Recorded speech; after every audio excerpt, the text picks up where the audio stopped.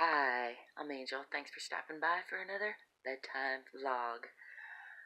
I had a rough couple of days. I had a big wobble because I had a big shift in one of my most important relationships to me.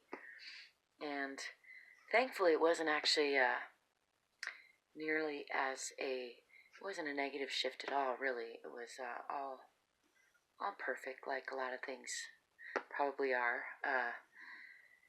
Including how it really triggered me.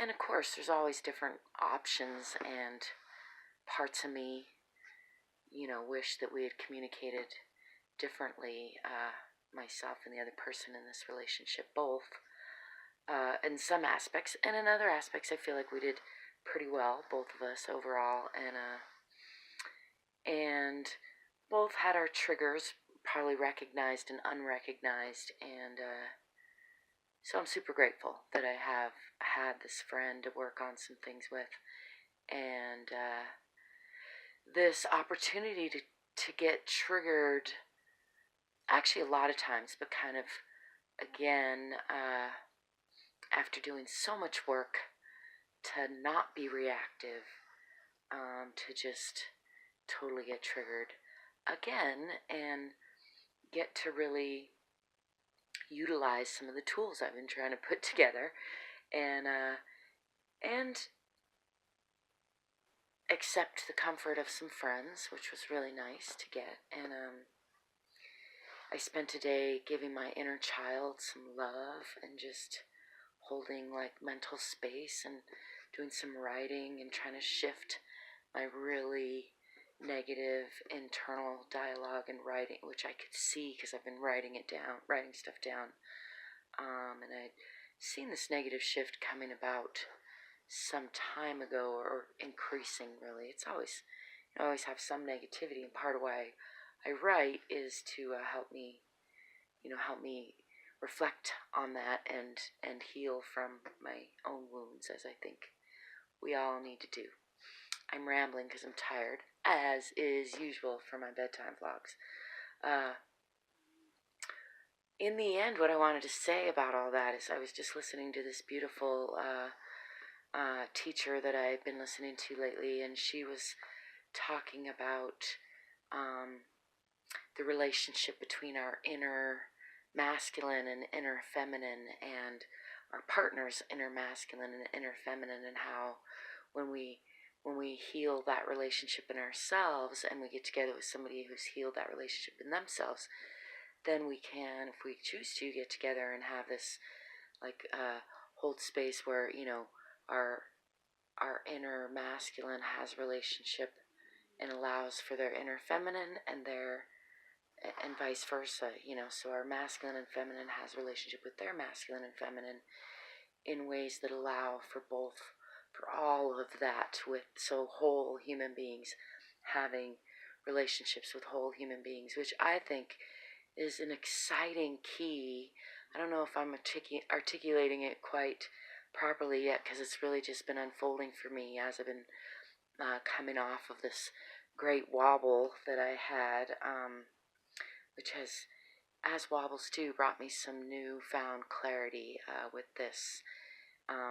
I've been thinking a lot about boundaries and values and alignment of those in partnerships, and then also an articulation of those, communication of those, which is such a dynamic, tricky thing. It's like ever evolving. Even when we get good at communicating, which is a tricky thing, we change our minds. It's a dynamic, wonderful, mysterious life.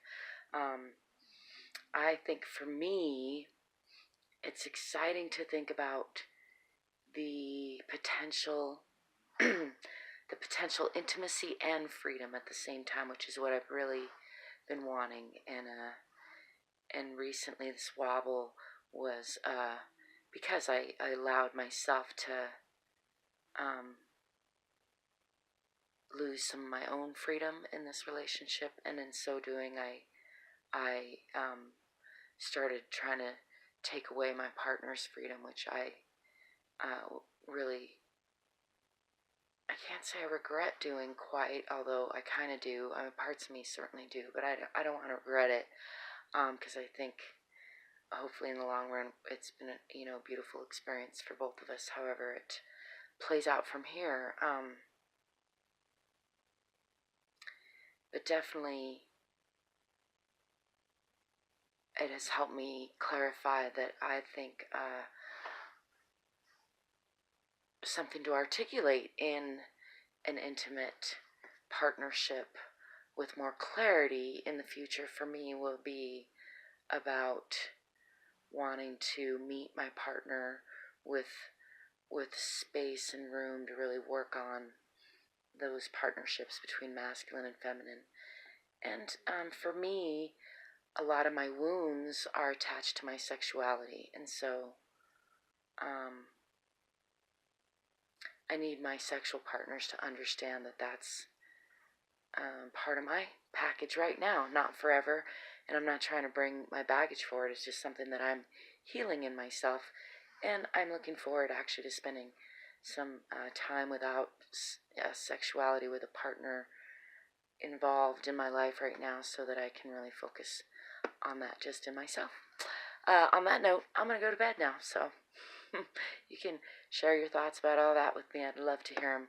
I know that was a lot. I'm still processing a lot, but I feel a lot better today. I spent almost all day outside in the snow with a good friend who was kind enough to give me a really good 15-second hug, because that's what he's heard we humans need, and I do agree it's helpful to have just a friendly hug sometimes, and a friendly ear, and then somebody to, not stand you bitching and moaning too long, and tell you to buck up and have a good time. So we had an excellent time, and I was able to put it in better perspective, and in hearing myself whine. It's interesting, the difference. I know I'm still rambling. The difference between writing and speaking and not speaking. All of those have their time and place. Sweet dreams.